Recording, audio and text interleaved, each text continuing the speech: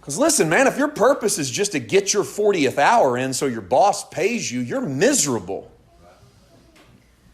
If your meaning on the earth is just to make it to next July because we're going to Disney World, it's a miserable run to July.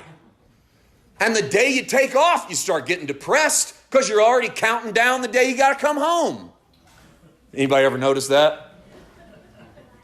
That's because our purpose and our meaning has been so focused on the temporal that's going to pass away really fast that the moment it starts passing away, we grab hold of it and there's nothing to hold on to. And so finding our meaning and finding our purpose is important. And here's why. Because listen, walking into this room in a moment are 4 guys who bring their buddy to see Jesus, and their buddy shows no indication of faith, but they do.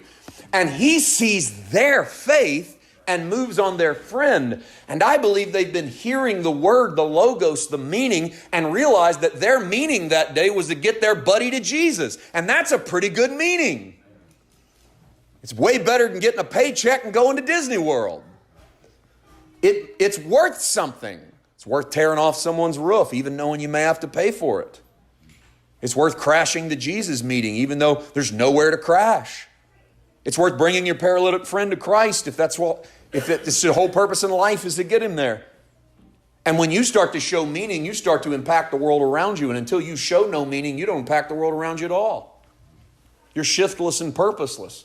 This is what I've started trying to minister in grace communities and in grace churches is, listen, it's wonderful to know that you're the righteousness of God in Christ. You need that information. If you don't have that information, that's ABC. Let's start over. You're God's righteousness because you believed on Jesus, not because you did good things. I mean, if doing good things makes you righteous, then doing bad things would make you unrighteous. How many of you think it would qualify? How many of you think you'd need to do before you'd be unrighteous? Well, how many do you think you needed to do to be righteous? Well, my God, that's an impossible task. You're going to live your whole life trying to hope you just die with one in the good column more than you had in the bad column. That's a miserable existence. That's that whole cross your fingers when you get to the gates and ask Peter if he'll let you in. Foolishness. And why is Peter the one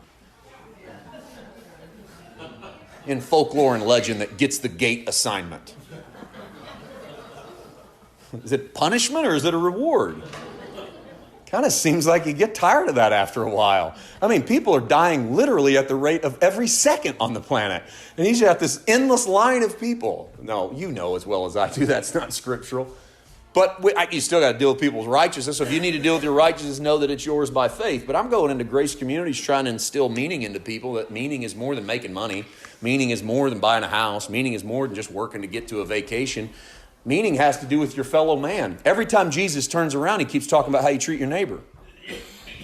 Well, that tells me that the word rotates around what you do with your neighbor. I mean, it's everything from love your enemies and pray for those that persecute you. It's if your neighbor needs you to help him, don't just help the way he needs it, help him more than he needs. It's turn the other cheek when he smites you. It's give a cup of cold water in my name. It's be the good Samaritan to the people that don't like you, not to the people that like you. Jesus said, if you only help the people that like you, how much better are you than a sinner? Even sinners help people that like them.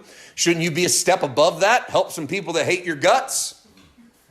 How about helping some people you disagree with?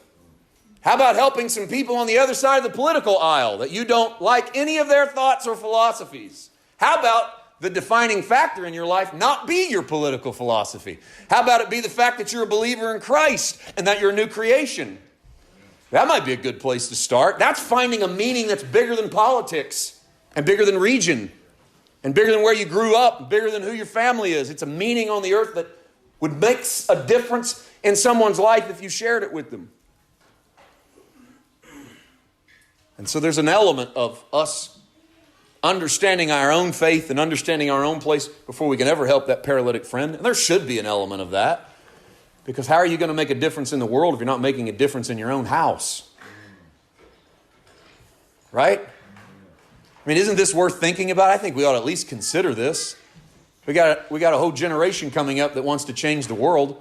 That's not unusual, by the way. Every generation that comes up believes they're going to be the ones that change the world, and they do. They do every time. Whether you realize it or not, you're always a product of another generation changing the world. But it's awfully heady to change the world when, and I used this recently in a church, but it's awfully heady to change the world when you have trouble changing your own sheets. You know, If you struggle to change your socks, who are you to change Africa? I mean, or let's make it more at home. If you struggle to change your underwear, who are you to change politics or your neighbor's mind? Especially when the best way you know to go about it is characters on Twitter and Facebook postings. It might take a little more intense conversation than that. And so there is an element here of physician, heal thyself. There is that element of these people understood their faith before they could touch the paralytic man. So start with your faith and understanding what you believe and why you believe it. That's a great place to have meaning on the earth, and then move forward from there. And once you grasp that, your faith is awfully powerful, way more powerful than you're giving it credit for. In fact, your faith can have an unbelievable effect on the people around you. According to Mark 2, it can have such a big effect that without the man even saying a word to Jesus, he receives two things he vitally needed in life. He receives the knowledge that his sins are forgiven, and he gets his legs back.